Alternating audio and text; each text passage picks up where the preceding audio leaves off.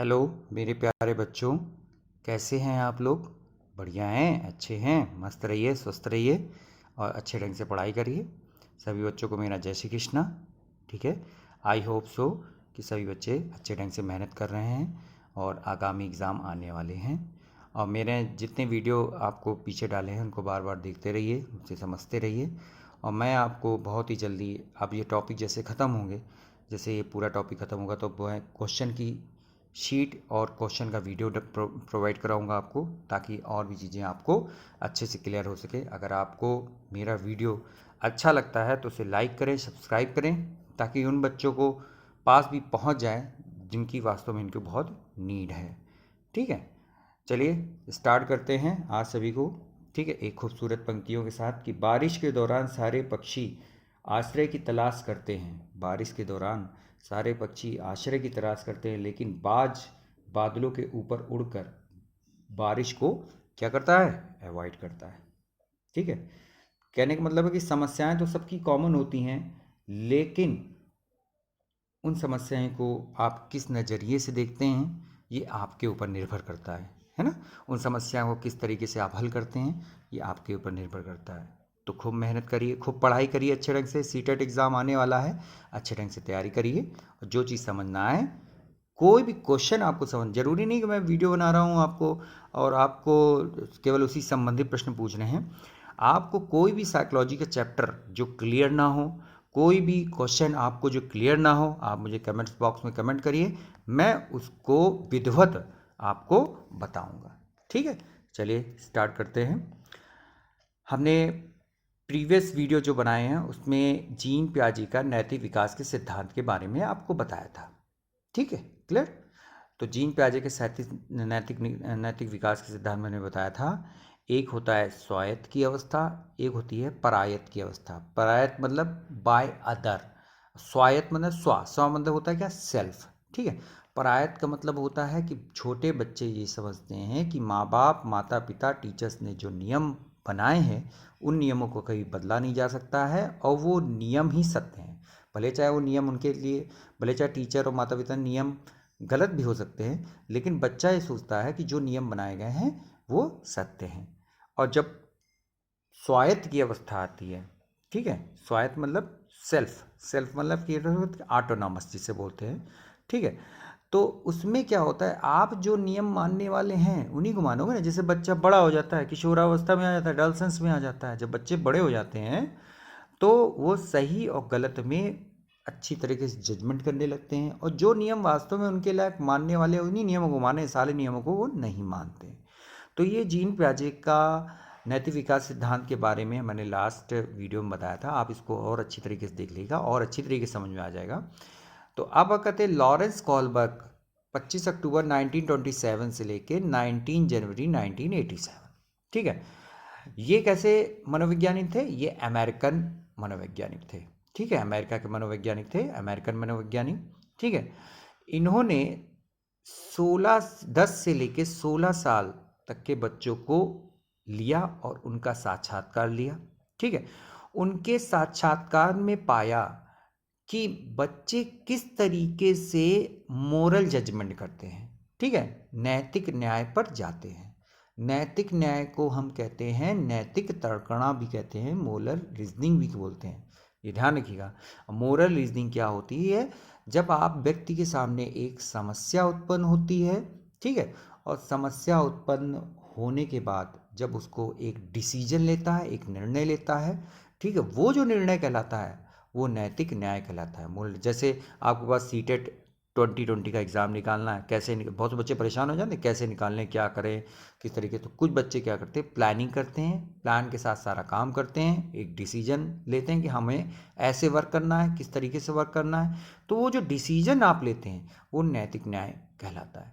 ठीक है, अच्छा, लॉरेंस कॉलबर्ग जो थे वो क्या थे? वो जीन प्याजे के नैतिक विकास के सिद्धांत से काफ़ी प्रभावित थे। तो उन्होंने जीन प्याजे के नैतिक विकास के सिद्धांत को और अधिक सुदृढ़ किया, शुद्ध किया और परिष्कृत किया। शुद्ध मतलब और इनोवेटिव किया उसमें।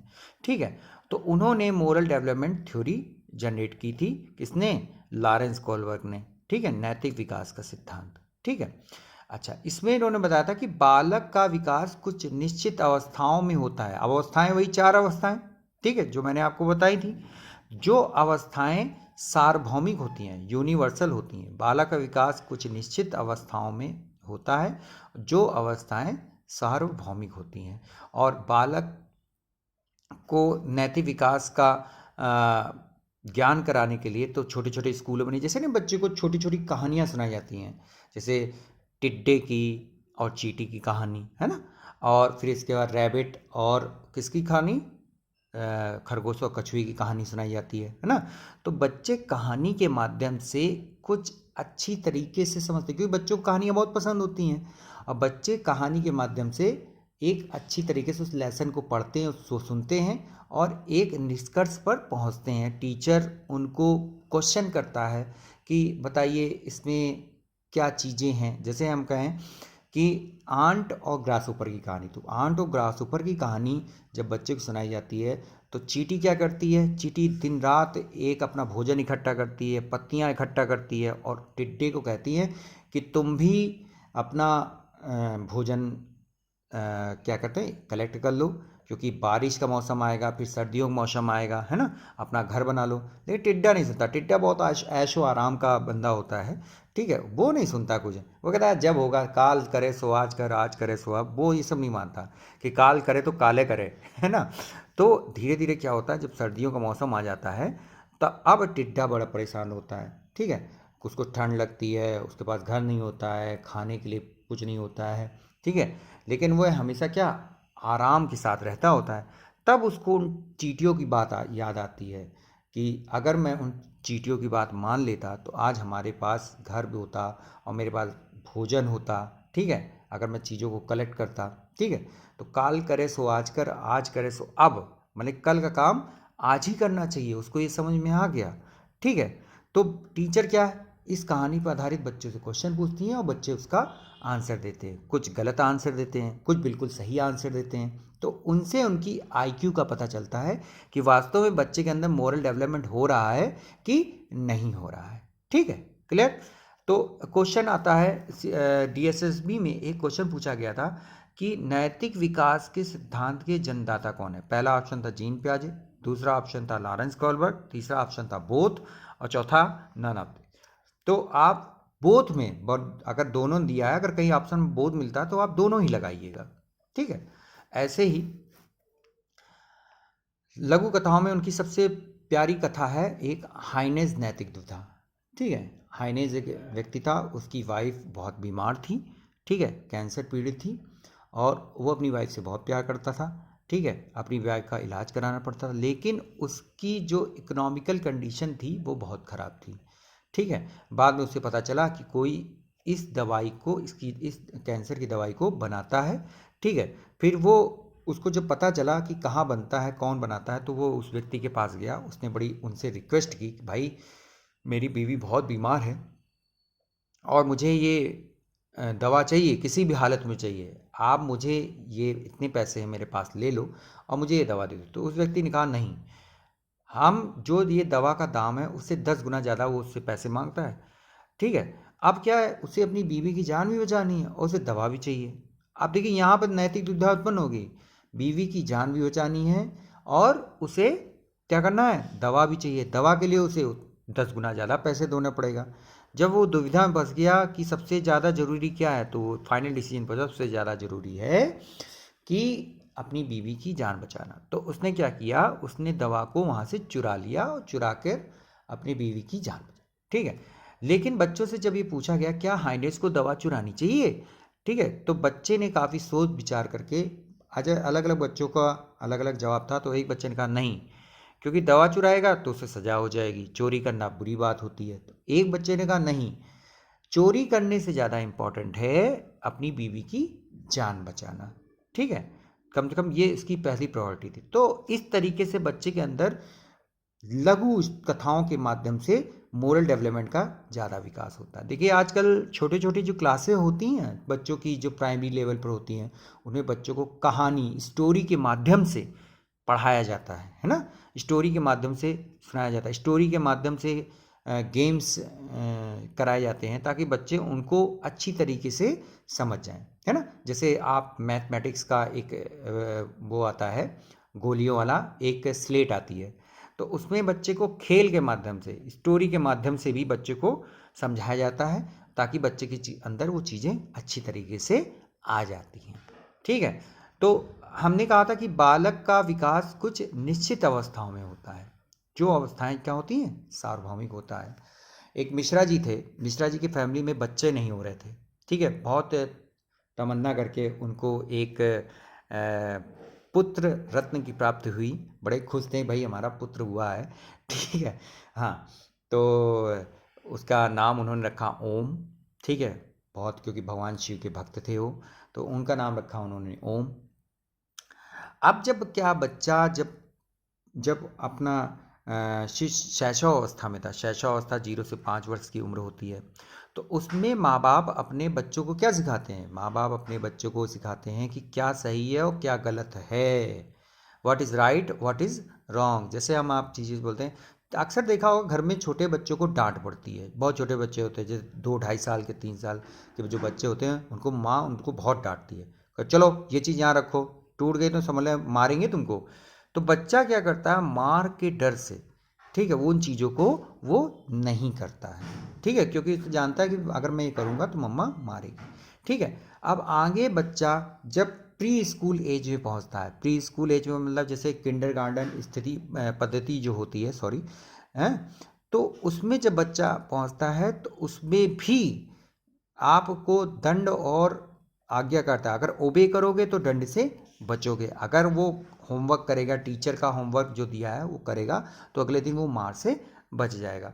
ठीक है, फिर इसके बाद जब बच्चा और बड़ा होता है, वो जो लड़का तो होता है, जब वो स्कूल एज में होता है, जब स्कूल एज में होता है, स्कूल एज में जैसे बच्चे जाते हैं, जब एडोलसेंस की थोड़ी सी अवस्था भी स्टार्ट हो जाती है, तो उस एज में जब जाता है तो बच्चे को समाज में प्रतिष्ठा चाहिए। समाज में क्या चाहिए, प्रतिष्ठा चाहिए। ठीक है, लोगों की नज़रों में वो अच्छा बनना चाहता है। क्या बनना चाहता है, अच्छा बनना। अब आपको अगर अच्छा बनना है तो आप उसके लिए अच्छा काम भी करेंगे, है कि नहीं, तभी तो लोग आपको अच्छा कहेंगे। फिर इसके बाद जो समाज में बनाए गए नियम हैं उनको वो क्या करता है, मानता है। ठीक है, फिर इसके बाद बच्चा जब किशोरावस्था में पहुंचता है, जो किशोरावस्था में जब बच्चा पहुंचता है, वही ओम जी जो थे वो जो किशोरावस्था में पहुंचे, तो तब उन्होंने समझ में आया कि यार जो नियम मानने वाले हैं उन्हीं नियमों को मानेंगे, अन्यथा हम उन नियमों को नहीं मानेंगे, है ना। और धीरे धीरे जब प्रौढ़ावस्था में आता तो उसकी और अच्छी समझ हो जाती है, और अच्छी सोच हो जाती है। ठीक है, धीरे धीरे अवस्थाएं जैसे बढ़ती जाती हैं, तो जैसे बालक का विकास निश्चित अवस्थाओं में होता ही है, सिंपल सी बात है। और वो जो अवस्थाएं होती हैं वो क्या होती हैं, यूनिवर्सल होती हैं। ठीक है, चलिए अब हम दिखाते हैं, इन्होंने लॉरेंस कॉर्बर्ग ने कुछ स्टेज का वर्णन किया। देखिए मैंने ये वीडियो में दिखा रहा हूँ आपको। ठीक है, कुछ स्टेज जो थी उनका वर्णन किया, तो हम नीचे से बताते हैं आपको कि वो क्या स्टेज थी। इन्हीं स्टेजों से क्वेश्चन सीटेट में या अदर टेट के एग्ज़ाम में बहुत पूछा जाता है। ठीक है, तो नैतिक विकास की अवस्थाओं को उन्होंने 3 अवस्थाओं में बांटा। ठीक है, और हर एक अवस्था की अपनी 2 उप अवस्थाएं थीं, सब स्टेजेस थीं। तो कुल कितनी सब स्टेजेस होंगी, 6। तो पहली थी पूर्व परंपरागत, प्री कन्वेंशनल, जिसकी एज है 4 to 10 ईयर। दूसरी थी परंपरागत कन्वेंशनल, जिसकी एज है 10 से 13 वर्ष। और अगला है आपका कि पोस्ट कन्वेंशनल स्टेज, जिसे कहते हैं उत्तर परंपरागत अवस्था, यानी 13 और उससे ज़्यादा उम्र। ठीक है, क्लियर। अब हर एक स्टेज की अपनी 2 अवस्थाएं थी। तो पहली अवस्था देखिए क्या है, ऑबिडियंस एंड पनिशमेंट, दंड एवं आज्ञाकारिता। तो हाउ टू अवॉइड पनिशमेंट, अगर बच्चे पनिशमेंट से बचना चाहते हैं तो अपने माँ बाप का कहना मानेंगे, है ना। तो जब वो अपने माँ बाप का कहना मांगे तो उनको सजा नहीं मिलेगी। सिंपल सी बात है कि नहीं है, क्लियर है। हाँ, तो दंड एवं आज्ञाकारिता का मतलब था हाउ टू अवॉइड पनिशमेंट। बच्चा कहता है कि पनिशमेंट को कैसे अवॉइड करें, तो जब हम माँ बाप की आज्ञा का पालन करेंगे तो हम पनिशमेंट से स्वतः बच जाएंगे। क्लियर है, क्लियर। ठीक है, चलिए अब आगे होते हैं। दूसरा है सेल्फ इंटरेस्ट या इंस्ट्रूमेंटल, या इसे इंडिविजुअलिज्म एंड एक्सचेंज करते हैं। ठीक है, साधनात्मक, सापेक्षवादी या व्यक्तिगता या विनिमय। ठीक है, तो what is in it for मी, मेरे लिए क्या है इसमें, और दूसरा क्या है, पेइंग फॉर बेनिफिट, लाभ के लिए काम करना। ठीक है, तो इसमें हम एक बहुत बढ़िया एग्जांपल देते हैं। अगर बच्चा होमवर्क नहीं कर रहा है, ध्यान सुनिएगा, अगर बच्चा घर में होमवर्क नहीं कर रहा है और माँ बाप को बच्चे से होमवर्क करवाना है, तो माँ बाप बच्चे से नहीं कहते हैं अच्छा बेटा तुम अच्छा ये कर दोगे तो मैं तुम्हें एक चॉकलेट दूंगी। ठीक है, तो कहेगी हाँ मम्मा एक चॉकलेट देंगे। ठीक है, तो चॉकलेट के लालच में वो क्या कर लेता है, वो काम कर लेता है। ठीक है, तो was it in it for मी, इसमें मेरे क्या, यानी होमवर्क करने में उसको क्या मिलेगा। ठीक है, तो होमवर्क करने का कंप्लीट कर देगा तो उसको क्या मिलेगी, एक चॉकलेट मिलेगी। क्लियर कि नहीं क्लियर। अगला एग्जाम्पल देखिए, जब एक बच्चे को उसके माता पिता द्वारा, ठीक है, एक घर का काम करने के लिए कहा जाता है, जैसे अमूमन देखे साफ सफाई होती है दिवाली में, होती है कि नहीं होती है, और जब उससे उससे काम करने के लिए बोला जाता है कि चलो ये तुम करो, ये पेंट कर दो, ये चीज़ तुमको करनी है तो मैं तुम्हें ये चीज़ दूंगा। ठीक है, तो वही कहते हैं जब बच्चे को उसके माता पिता द्वारा एक घर का काम करने के लिए कहा जाता है तो बच्चा पूछता है कि मेरे लिए इसमें क्या है, मैं क्यों करूँ ये काम। ठीक है, तो माता पिता उसे क्या कहते हैं, एक रिवॉर्ड देते हैं, एक इनाम देते हैं उस काम को करने के लिए, और उस काम को करने के लिए जब रिवॉर्ड देते हैं तो बच्चा प्रोत्साहित हो जाता है। ठीक है, अच्छा दूसरा आता है इंडिविजुअलिज्म एंड एक्सचेंज, माने जैसे को तैसा। ठीक है, अगर तुम मेरे को ये चीज़ दोगे तो मैं तुम्हें ये चीज़ दूंगा। जैसे मैं हमेशा एग्जाम्पल लेता हूँ, बच्चे टिफ़िन काफ़ी शेयर करते हैं। ठीक, आज तुम्हारी मम्मी ने क्या बनाया, आज तुम्हारी मम्मी ने क्या बनाया। ठीक है, तो कहते हैं ठीक है यार चलो तुम अपना टिफ़िन मैं तुम्हें तभी दूंगा जब तुम अपना टिफ़िन मुझे दोगे, है ना। तो वही चीज़ है, इंडिविजुअलिज्म एंड एक्सचेंज का मतलब होता है देन जो इंडिविजुअल का होता है व्यक्तिगत, इंडिविजुअल का मतलब होता है क्या, व्यक्तिगत। तो दो बच्चे आपस में जब चीज़ों को शेयर करते हैं, ठीक है, तो जैसे को तैसा, अगर तुम मेरे साथ ऐसा करोगे तो मैं तुम्हारे साथ ऐसा करूँ। घर में भी ऐसी चीज़ें होती है कि भैया अगर तुम मेरे साथ ऐसा करोगे तो मैं तुम्हें ये चीज़ करूँगा। तो दो चीज़ें हैं इसमें, सेल्फ इंटरेस्ट, जिसमें बालक का सेल्फ इंटरेस्ट हो, सेल्फ इंटरेस्ट में क्या, what is in it for मी, इसमें मेरे लिए क्या है, और दूसरा क्या होता है, पेइंग फॉर बेनिफिट। ठीक है, और जैसे को तैसा भी इसमें चलता है, एक्सचेंज वाला। ठीक है, अब तीसरा आता है good interpersonal relation and conformity, यानी कि इसमें आता है social norm and do it for मी। ठीक है, स्वयं उत्तम बनने की अवस्था, तो इसमें एक चीज़ हमेशा पूछी जाती है, good boy and good girl attitude. तो इसमें एक क्या है, सोशल नॉर्म, सामाजिक रूप से, ठीक है, आप कैसे अच्छे हैं। क्लियर, तो हम इसमें एक बहुत बढ़िया एग्जाम्पल बताते हैं, हमेशा बताते हैं इस एग्जाम्पल ताकि बच्चे को अच्छी तरीके से समझ आए। ठीक है, तो एक सज्जन है, उनके दो जुड़वा बच्चे हैं। ठीक है, दोनों देखने सुनने में बहुत अच्छे। ठीक है, एक की पढ़ाई फॉरेन से हुई और एक की पढ़ाई इंडिया से हुई। ठीक है, तो जब पढ़ाई फॉरेन में होती है ना किसी व्यक्ति की, तो आपके दिमाग में वैसी छवि आती है कि यार फॉरेन में है तो बड़ा हाई फाई होगा, उसके कल्चर बदल गया होगा, बहुत सारी चीज़ें होती हैं। तो उसकी जो फॉरेन में बंदा था उसकी शादी तय कर दी गई। ठीक है, जो फॉरेन बंदा था जब उसकी शादी तय कर दी गई, तो जब उसको यहाँ शादी इंडिया में होनी थी, जब उसकी शादी हुई तो लोग ये समझते थे यार फॉरेन में है तो एटीट्यूड आएगा, बहुत सारा चीज़ें, थोड़ा भाषा बातचीत सब बदल जाएगी, लेकिन नहीं, उसके अपने संस्कार थे, उसके अपने संस्कार थे, जो अपने संस्कारों को वो नहीं भूला। ठीक है, और जब वो संस्कारों को अपने नहीं भूला तो लोगों ने उसको क्या कहा, यार आपके बच्चे तो बहुत सज्ज हैं। ठीक है, हैं जो को फॉरेन में लड़के भी अपने कल्चर को नहीं भूला। ठीक है, तो जब उसकी लोगों ने एक्टिविटी देखी, ठीक है, तो आप ये बताइए मुझे, अगर आप किसी के से रिस्पेक्ट करते हैं, ठीक है, किसी का सम्मान करते हैं, ठीक है, और लोगों की मदद करते हैं, तो सामाजिक रूप से आपके जो अंदर जो क्वालिटीज़ हैं वो आपको लोग देखते हैं और उसकी तारीफ करते हैं कि भाई फलाने का लड़का बहुत अच्छा है, फलाने का लड़का बहुत अच्छा है। क्योंकि अच्छा क्यों है, अच्छा इसलिए है क्योंकि उसके अंदर अच्छे होने का गुण है, इसलिए वो अच्छा है। अगर खराब है तो भी खराब है। ठीक है, क्लियर। तो इसमें एक चीज़ आती है, समाज में अपने आप को स्वयं उत्तम बनने की अवस्था में good boy and good girl attitude इसमें आता है, जिसमें हम सामाजिक रूप से अच्छे संबंध लोगों से बनाएंगे तभी लोग मुझे अच्छा कहेंगे, है कि नहीं। चलिए अब इससे आगे वाली अवस्था में चलते हैं, law and order mortality, do your duties, यानी कि सामाजिक व्यवस्था बनाए रखने की अवस्था। ठीक है, सिंपल सी बात है। तो सामाजिक व्यवस्था बनाए रखने की अवस्था क्या होती है कि जो लॉ एंड ऑर्डर है उसको क्या करेंगे, मेंटेन करें। जैसे कोई बच्चा है, स्कूल में रूल्स और रेगुलेशन होते हैं, ठीक है। तो अगर कोई बच्चा उन रूल्स को फॉलो नहीं करेगा तो उसे क्या मिलेगा, पनिशमेंट। और हमने कहा था जो शुरुआत का दंड एंड अज्ञातकर्ता, ऑबिडियंस एंड पनिशमेंट यहाँ पर भी है, और ऑबिडियंस एंड पनिशमेंट यहाँ पर भी है, इस स्टेज में भी है, इस स्टेज में और इस स्टेज में भी, सब स्टेज में है कि नहीं। तो यहाँ क्या है, सामाजिक नियमों को मानना। अगर हम अपनी ड्यूटीज पूरी करेंगे, ठीक है, तो लॉ अपने आप मेंटेन रहेगा, सिंपल सी बात है, ठीक है। अगर हम स्कूल टाइम से जाएंगे, टाइम से अपना होमवर्क करेंगे, टाइम से हम सोएंगे, ठीक है, तो लॉ अपने आप मेंटेन हो जाएगा, ठीक है। जैसे कोई व्यक्ति है, हम सिंपल सी बात बता रहे हैं, एक एग्जांपल, जैसे अपने यहाँ देख लीजिए, कितने लोग हैं जो ट्रैफिक नियमों का पालन करते हैं। लाल बत्ती जल रही है, चले जा रहे हैं, क्रॉस कर दिया, ठीक है, आगे क्या हो गया, पनिशमेंट हो गया।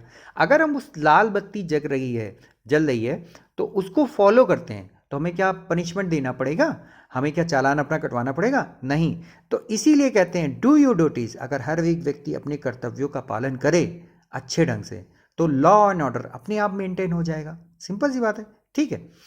तो यहाँ पर देखिए, यहाँ इन्फेंट एज थी, यहाँ पर क्या थी, इन्फेंट एज थी। तो इन्फेंट एज मतलब शैशवावस्था में जो कार्य होते हैं, लेकिन यहाँ पर थोड़े से बच्चों की समझ बढ़ जाती है। तो जो लॉ एंड ऑर्डर होता है, जो समाज में बनाए गए नियम होते हैं, ठीक है, दूसरों के द्वारा, ठीक है, उसको जैसे स्कूल में किसके द्वारा बनाए गए, प्रिंसिपल के द्वारा बनाए गए, घर पे किसके द्वारा बनाए गए, माता पिता के द्वारा बनाए गए हैं, तो उनको मानना, अपनी ड्यूटी करना, ठीक है। तो जिससे सामाजिक व्यवस्था क्या रहेगी, बनी रहेगी। क्लियर। एक क्वेश्चन आया था सीटेट में कि एक बच्चा होता है, वो सामाजिक रूप से बहुत ईमानदार है, ठीक है, बहुत अच्छा है, परोपकारी, बिनॉनवेल्ट है, तो वो लॉरेंस कोल्बर के नैतिक विकास की किस अवस्था में आता है, तो वो आता है स्वयं उत्तम बनने की अवस्था में, ठीक है। Social norms and do it for me. I think ये 4 स्टेज आपको अच्छी तरीके से समझ आ गई होगी, ठीक है। अच्छा, अगली स्टेज क्या है, अगला है social contract and individual right, सामाजिक अनुबंध और क्या है, व्यक्तिक अधिकार, ठीक है। व्यक्तिक अधिकार यानी आपके जो अधिकार हैं। अब देखिए ये किस एज में बढ़ गया, ये पोस्ट कॉन्वेंशनल एज, अब एज थोड़ी सी बढ़ गई, उत्तर परंपरागत अवस्था हो गई, 13 या 13 से ज़्यादा, है ना। तो social contract and individual rights, सामाजिक अनुबंध या व्यक्तिक, जब बच्चा टीन एज में पहुंचता है, किशोर आयु में पहुंचता है, तो जो नियम उसके मानने वाले हैं उन्हीं नियमों को मानेगा, अन्यथा उन नियमों को नहीं मानेगा, है ना। तो सोशल कॉन्ट्रैक्ट में यही सामाजिक अनुबंधन जिसे बोलते हैं, सामाजिक अनुबंधन एंड इंडिविजुअल राइट में आपके जो अपने अधिकार हैं, ठीक है, आपके अपने जो राइट्स हैं, आप उनको ही मानेंगे, बाकी किसी चीज़ को नहीं मानेंगे, है ना। तो सोशल कॉन्ट्रैक्ट में ये चीज़ें आती हैं, जैसे आपका इंडिविजुअल राइट्स में जैसे ह्यूमन राइट्स वगैरह आ गया, है कि नहीं, सामाजिक अनुबंध बनाने के इसमें व्यक्तिगत अधिकार। वही व्यक्तिगत अधिकार का मतलब यही है, व्यक्तिगत मतलब इंडिविजुअल, यानी कि जैसे मैं हूँ तो मेरे क्या अधिकार है, मैंने अपने जो नियम बनाए हैं उन नियमों को, अगर जो मैंने नियम बनाए, जो समाज ने नियम बनाए, अगर उन नियमों का मिलान है तो ही मैं नियम मानूंगा, अदरवाइज नहीं मानूंगा। क्लियर। चलिए अब आके हैं यूनिवर्सल इथिकल प्रिंसिपल, सार्वभौमिक नीतिपरक सिद्धांत। यूनिवर्सल और नीतिपरक, ठीक है। तो सार्वभौमिक नीतिपरक सिद्धांत का मतलब जो एथिक्स होते हैं, यूनिवर्सल एथिक्स प्रिंसिपल, हम सीधे सीधा हम इसमें एक चीज़ बताते हैं कि आप क्या करते हैं, जैसे हम आपको कहें कि कानून, ठीक है, तो कानून क्या है, कानून की वैधता क्या है, तो कानून केवल वैध हैं क्योंकि वह न्याय में निहित होते हैं। किस में निहित होते हैं, न्याय में निहित होते हैं, ठीक है। तो इस स्टेज में जो चीज़ें होती हैं, जो इस स्टेज में जो सिद्धांत होते हैं, वो ठोस के बजाय कैसे होते हैं, अमूर्त होते हैं, सॉलिड के बजाय कैसे होते हैं, एब्स्ट्रैक्ट होते हैं, ठीक है। तो कहते हैं कि इस स्तर पर लोगों ने नैतिक दिशा निर्देशों का अपना एक सेट डेवलपमेंट किया था, जो कानून के अनुकूल हो सकता है या नहीं, जो कानून के अनुकूल हो सकता है या नहीं। जैसे आप जैसे मानवाधिकार हो गया, ठीक है, जो न्याय और समानता हो गई, ठीक है।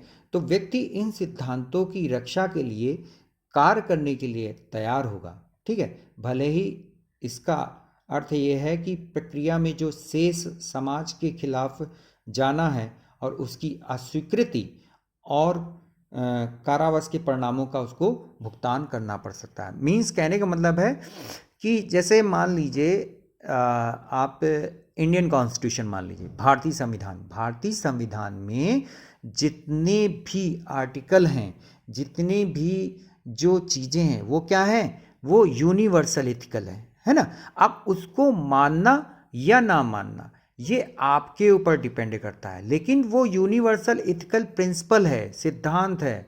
ठीक है, और उसके आधार पर ही लोग न्याय की गुहार करते हैं, मांग करते हैं। जैसे बहुत से पुरानी पिक्चरों, बहुत सी नई अपकमिंग जो मूवीज़ आती हैं, उसमें काफ़ी मूवीज़ जो लॉ पे बनी हुई हैं, ठीक है, नियमों पे बनी हुई हैं। तो उसमें देखते हैं ना कि अगर किसी व्यक्ति का खून हो जाता है तो माँ बाप क्या करते हैं, न्याय की गुहार करते हैं। जैसे निर्भया कांड अभी हुआ था कि नहीं हुआ था, ये निर्भया कांड हुआ था। निर्भया कांड में जो माँ बाप थे उनको आखिरकार कोर्ट से उन्हें न्याय मिला, क्योंकि उन्हें कोर्ट पे विश्वास था, क्योंकि उनके नियमों पे विश्वास था, है ना, है, और उनके नियमों पे विश्वास था, इसलिए उनको वो न्याय मिला, क्योंकि वो यूनिवर्सल एथिकल प्रिंसिपल है, सार्वभौमिक नीतिपरक सिद्धांत में ये सारी चीज़ें आती हैं। तो इसमें बच्चे की समझ और गहरी हो जाती है और डीप हो जाती है। ठीक है, तो सिंपल सी बात है। आई थिंक आपको ये सारी स्टेज समझ में आ गई। तो पहला क्या है, दंड एवं आज्ञाकारिता, obedience and punishment, how to avoid punishment. अगर हम अपने से बड़ों की आज्ञा का पालन करेंगे तो हमको सजा नहीं मिलेगी। दूसरी, सेल्फ इंटरेस्ट एंड इंस्ट्रूमेंटल या individual and exchange. Individual and exchange में आता है जैसे को तैसा। ठीक है, मैंने आपको एग्जाम्पल दिया था कि जैसे को तैसा, अगर आप मेरे लिए ये करोगे तो मैं आपके लिए करूँगा। ठीक है, सेल्फ इंटरेस्ट एंड इंस्ट्रूमेंटल में क्या है, what is in it for me, यानी paying for benefit. Paying for benefit यानी लाभ के लिए काम करना। जैसे इसमें देखिए, पेइंग फॉर बेनिफिट में क्या था कि इंटरेस्ट जो होता है, वो रुचि जो होती है, वो शिफ्ट हो जाती है किसमें, इनाम में, रिवार्ड में, रेदर देन पनिशमेंट। पर इसमें उसको पनिशमेंट नहीं मिलेगा। जैसे मैंने आपसे कहा कि बच्चा अगर होमवर्क नहीं कर रहा है, छोटा बच्चा अगर होमवर्क नहीं कर रहा तो क्या माँ उसे पनिशमेंट देगी ना, उसे लालच देगी, उसे क्या करेगी, रिवार्ड देगी। यानी मैं तुम्हें टॉफ़ी दूंगी या चॉकलेट दूंगी तो तुम अपना काम होमवर्क करके रखोगे। ठीक है, तो इसमें इंटरेस्ट क्या होता है, वो शिफ्ट हो जाता है किसमें, reward then rather than punishment, यानी कि किसमें चेंज हो जाता है, पुरस्कार में चेंज हो जाता है। दंड के बजाय किसमें हो जाता है, पुरस्कार में चेंज हो जाता है। ठीक है, तो तीसरा क्या है, गुड इंटरपर्सनल रिलेशन। अगर समाज में आपके अच्छे संबंध किसी से हैं, अगर कोई व्यक्ति अच्छा है तो वो क्यों है, अपनी अच्छाइयों से अच्छा है। ठीक है, जैसे एक एग्जांपल और हम बताते हैं इसमें कि जैसे कोई नेता है, ठीक है, लीडर है, वो अच्छा काम भी कर रहा है।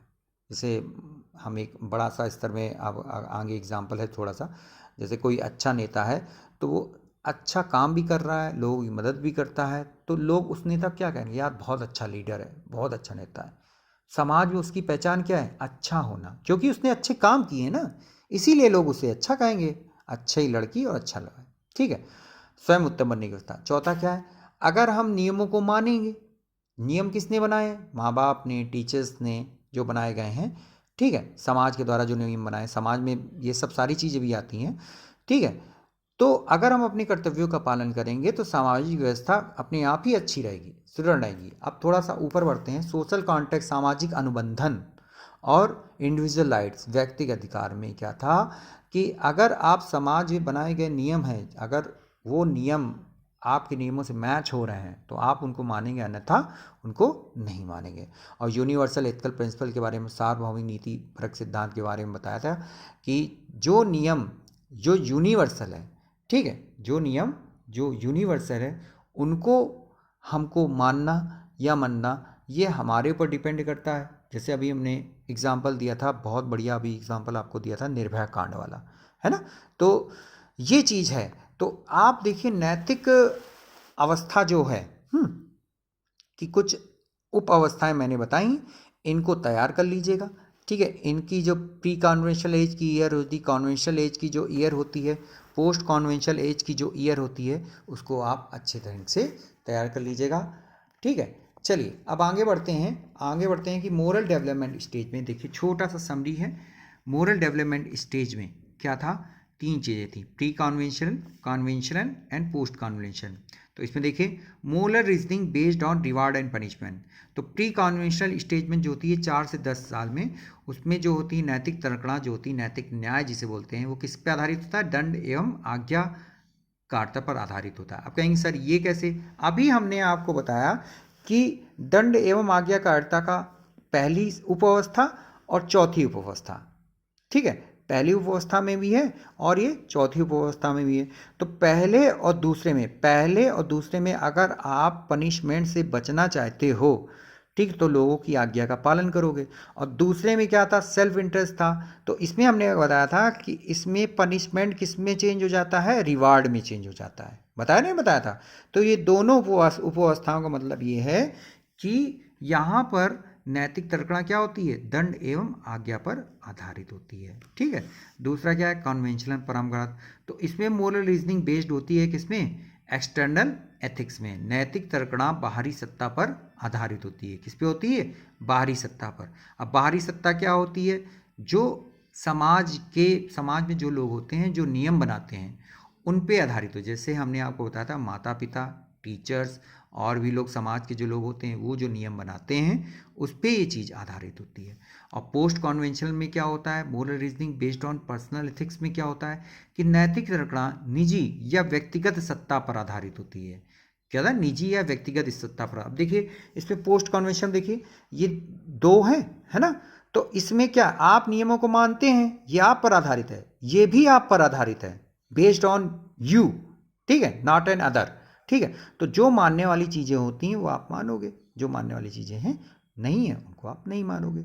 तो ये 3 चीज़ें थी आपकी किसमें, पहला moral reasoning based on reward and punishment, दूसरा moral reasoning based on external ethics बाह्य सत्ता पर, और तीसरा है moral reasoning based on personal ethics नैतिक तर्कणा या निजी व्यक्तिगत सत्ता पर आधारित है। अब क्वेश्चन ऐसे आ सकता है कि किसी व्यक्ति की नैतिक तर्कणा, ठीक है, निजी सत्ता पर आधारित होता है, ठीक है, ये जो लॉरेंस कॉलबर्ग के किस अवस्था के अंतर्गत आता, तो आप कहेंगे किस पे आता है, पोस्ट कन्वेंशनल, उत्तर परंपरागत अवस्था के अंदर, ठीक है। अगर बाह्य अवस्था पे आता है तो किस पे आएगा, कन्वेंशनल, ठीक है। अब कहेगा नैतिक तर्कणा दंड और पुरुष आज्ञा पर आधारित होती है, वो किस में आएगा, प्री कन्वेंशनल पे। तो ये चीज़ें बहुत छोटे छोटे प्रश्न बनते हैं, इन पे मैं प्रश्न कराऊंगा, ठीक है। तो आई होप सो आपको आज का ये वीडियो कैसा लगा हमें कमेंट बॉक्स में लिख कर ज़रूर बताइएगा, ठीक है। और मैं बहुत ही जल्दी इसकी क्वेश्चन सीरीज़ आपको दूंगा, जैसे इसके बाद मैं स्टार्ट करूंगा वाइगॉस्की, ठीक है। तो वाइगॉस्की जैसे ही ख़त्म हो जाएगा वैसे आपको क्वेश्चन सीट में प्रोवाइड कराऊंगा, क्वेश्चन को कैसे हल किया जाता है, क्या चीज़ पकड़ना है। और जिस दिन आपको वीडियो ये अपलोड करूंगा कि हाँ मैं क्वेश्चन करने जा रहा हूँ, क्वेश्चन की प्रैक्टिस करवाने जा रहा हूँ, तो उसके एक दिन पहले आप सब लोग रिवीजन कर लीजिएगा ताकि क्वेश्चन करने में आपको और आसानी हो जाए, ठीक है। थैंक यू, पढ़ते रहिए अच्छे ढंग से, कॉन्फिडेंस लेवल कभी कम होने दीजिए, ठीक है। चक दे फट्टे, मतलब फाइनल करके मानेंगे इस बार जो भी हो, ठीक है। जिद बहुत अच्छी चीज़ होती है, मालूम है आपको, जिद में इंसान आ जाए तो दशरथ मांझी की तरह पहाड़ काट के रास्ता ही बना देता है, ठीक है। तो थैंक यू, और आपको ये वीडियो कैसा लगा कमेंट बॉक्स में लिखकर हमें बताइएगा। लाइक करें, शेयर करें, सब्सक्राइब करें इस वीडियो को जितना जितना हो सके, ठीक है। चलिए धन्यवाद, पढ़ते रहिए, मुस्कुराते रहिए, स्वस्थ रहिए, ठीक है। चलिए, जय श्री कृष्ण।